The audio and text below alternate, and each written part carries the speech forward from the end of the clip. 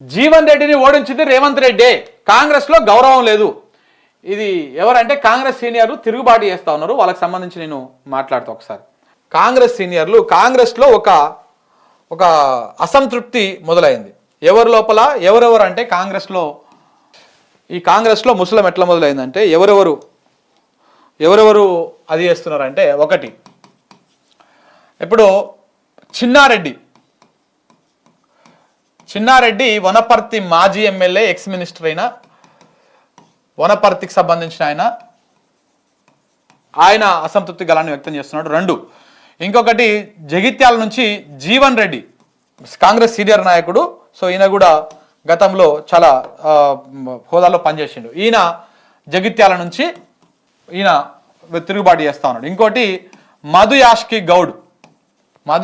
గౌడ్ వచ్చేసి ఎల్బీ నగర్ నుంచి, ఆయన సొంత పార్టీ వాళ్ళే ఓడగొట్టిరను అని చెప్పేసి. ఇంకొకటి అంజన్ కుమార్ యాదవ్, ఈయన సికింద్రాబాద్. సో ఈయన కూడా తిరుగుబాటు గలాన్ని వినిపిస్తా ఉన్నాడు. ఈ కాంగ్రెస్ పార్టీలో ఉన్నటువంటి ఈ సీనియర్లు అందరూ కూడా. ఫస్ట్ చిన్నారెడ్డి ఏం మాట్లాడిండో ఒకసారి మీకు చూపిస్తా. చిన్నారెడ్డి గారు ఏం మాట్లాడారో ఒకసారి మీకు చూపించేటువంటి ప్రయత్నం చేస్తారు. దాని తర్వాత ఒకరొకరు ఇంకా చూడండి. చిన్నారెడ్డి ఏ విధంగా పార్టీ మీద అసంతృప్తి వ్యక్తం చేస్తా ఉన్నాడు చూడండి. కాంగ్రెస్ పార్టీకి ఆయన అందించిన సేవ ఏంటి ఒక మాట చెప్పండి. ఇలా బాగా సక్రమంగా జరుగుతున్నటువంటి కాన్స్టిట్యూన్సీ కేవలం డబ్బులు ఎగదూపి టికెట్ తెచ్చుకున్నారు. దాని తర్వాత ఈరోజు మళ్ళా మా పైన బురదల్లే ప్రయత్నం చేస్తున్నారు. ఇలా నేను చెప్పకూడదు, కానీ ఎవరైతే సర్వేల పేరు వచ్చినారో వాళ్లకు డబ్బులు ఇచ్చి మాయమాటలు చెప్పి వాళ్ళను తప్పుడు సర్వేలు ఇచ్చే విధంగా మార్చుకున్నారు. ఎవరైతే హైకమాండ్ నుంచి పెద్ద ఎత్తున నియోజకవర్గంలో ఉండే ఎన్నికను పరిశీలించమని పంపిస్తే వాళ్లకు అదే పరిస్థితి కలిగించారు వాళ్ళు. రేవంత్ రెడ్డి గారికి మచ్చ అంటే ఆయన సొంత జిల్లాలో ఈ స్థానిక సంస్థల ఎన్నికల్లో ఆయన సొంత క్యాండిడేట్ మన్యజీవన్ రెడ్డి గారిని గెలిపించుకోలేకపోయినటువంటి మచ్చ. ఎవరు దానికి ఈ మాదిరిగా ఈ తప్పుడు సారథ్యం వహించింది? మన గొప్ప శాసనసభ్యులు గారే. అన్ని ఇలాంటి అనుభవం లేని పనులు, తప్పుడు పనులు తప్ప కాదనేటువంటి మాట కూడా నేను సరిగా మనస్తున్నాను. 90 కోట్లు ఖర్చు పెట్టించారు జీవన్ రెడ్డి గారు. సో ఇట్లా ఇక్కడ మెగా కృష్ణారెడ్డి మీద, అధిష్టానం మీద, ఆయన కనిపించేటువంటి వ్యక్తుల మీద చాలా సీరియస్ అవుతూ ఉన్నాడు చిన్నారెడ్డి. ఈయన మళ్ళీ రేవంత్ రెడ్డి చిన్న అని చెప్పేసి తలకాయ తీసుకొచ్చి కడుపులో పెడతా ఉంటాడు. ఇట్లా ఈయన అసంతృప్తి వ్యక్తం చేస్తూ ఉన్నాడు. ఇంకొక వైపు జీవన్ రెడ్డి గారు ఉన్నారు. జీవన్ రెడ్డి గారు ఇక్కడ చూడండి.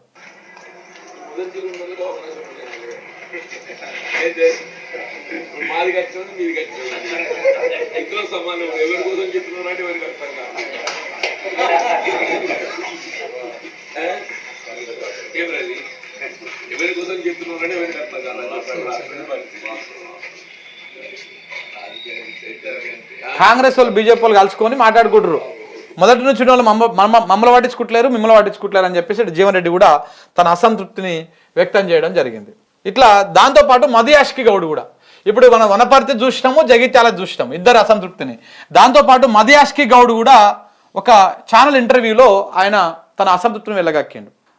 ఎవరైతే ఇక్కడ ఈ మన ఎల్బీ నగర్ ప్రాంతంలో కాంగ్రెస్ నాయకులే నన్ను ఒడగొట్టిర్రు, కాంగ్రెస్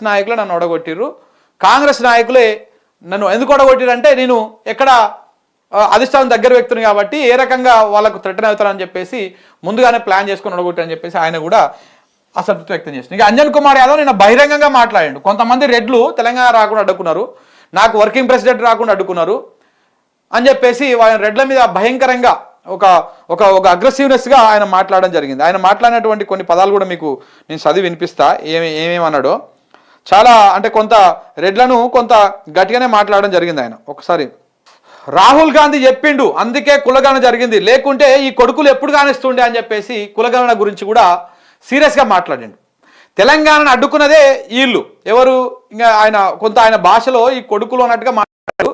వీళ్ళంటే ఎవరు, రెడ్లు అనమాట. ఈ రెడ్లు అడ్డుకున్నారు అని చెప్పేసి ఆయన ఎవరు అంజన్ కుమార్ యాదవ్ మాట్లాడారు. రాజ్యసభ యాదవులదే, అందుకే అనిల్కి ఇచ్చారు, ఓడిపోయే సమయంలో నాకు ఎంపీ టికెట్ ఇచ్చిర్రు, ఇంట్లో కూర్చున్న వాడిని తెచ్చి, ఇంట్లో కూర్చున్నవాడు ఎవడు, దానం నాగేందర్ అనమాట. ఆ ఇంటెన్షన్లో దానం నాగేందర్ని తెచ్చి టికెట్ ఇచ్చి పార్టీ ఒక ఎంపీ సీట్ను కోల్పోయింది.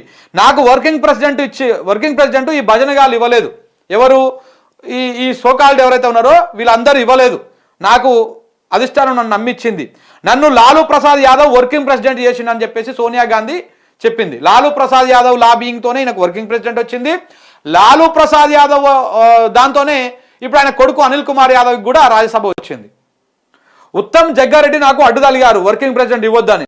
కేంద్ర మంత్రి కాకుండా అడ్డుకున్నది కూడా వీళ్ళే. సో ఎమ్మెల్యేగా ఓడిపోయి ఎంపీగా పోటీ చేస్తారు, కానీ మనకేమో టికెట్లు ఇయ్యరు. ఎవరు రెడ్లు కొంతమంది ఎమ్మెల్యేగా ఓడిపోతే ఎంపీకి ఓడిపోతే ఎమ్మెల్యేకి పోటీ చేస్తారు, కానీ మనకు మాత్రం ఒకటే టికెట్ ఇస్తారు. జీవన్ రెడ్డి ఓడిపోయిండు, మరి ఎంపీ టికెట్ ఎందుకు ఇచ్చిరు మళ్ళా నిజామాబాద్ నుంచి అని చెప్పేసి అడిగిండు. గెలిచే టైంలో నాకు ఎంపీ టికెట్ ఇవ్వలేదు, మొన్న సికింద్రాబాద్ ఎంపీ టికెట్ ఇస్తే నేను గెలిచేవాడిని, వానికి టికెట్ ఇచ్చినందుకే పార్టీ ఓడిపోయింది. ఎవరికి? దానం నాగేందర్కి ఇచ్చినందుకే పార్టీ ఓడిపోయింది. గెలిచే టైంలో టికెట్ ఇచ్చిన దానం ఓడిపోయాడు. కాంగ్రెస్ అధికారంలోకి వచ్చిన తర్వాత ఇప్పుడు భజన సంఘాలు అన్ని కాంగ్రెస్లోకి వచ్చినాయి. మాకు అన్నింట్లో ప్రాధాన్యత లేకుండా ఇప్పటి నుంచి ఊకునేది లేదని చెప్పేసి నా అంజన్ కుమార్ యాదవ్ కూడా చాలా సీరియస్గా మాట్లాడడం జరిగింది. సో ఇట్లా తిరుగుబాటు జెండా ఎగరేస్తా ఉన్నారు.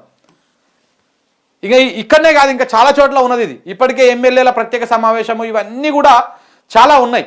ఇవన్నీ కూడా మాట్లాడుకుంటూ పోతే మనకు 2 రోజులు టైం పడుతుంది.